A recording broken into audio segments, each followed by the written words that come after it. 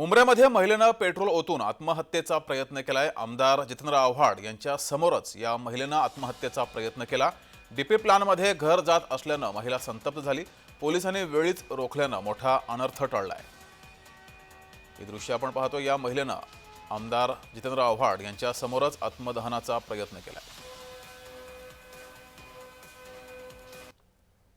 हे दादागिरी, हे गुंडागिरी हे करतात। आमचं काही बोलणं झालेलं नाहीये। टीएमसीचं आणि आमचं काही लिखित दिलेलं नाही आम्ही, पण हे गुंडागिरी चालू आहे आव्हाडचा। तर पुढील प्रक्रिया कशाबद्दल असेल, काय असेल?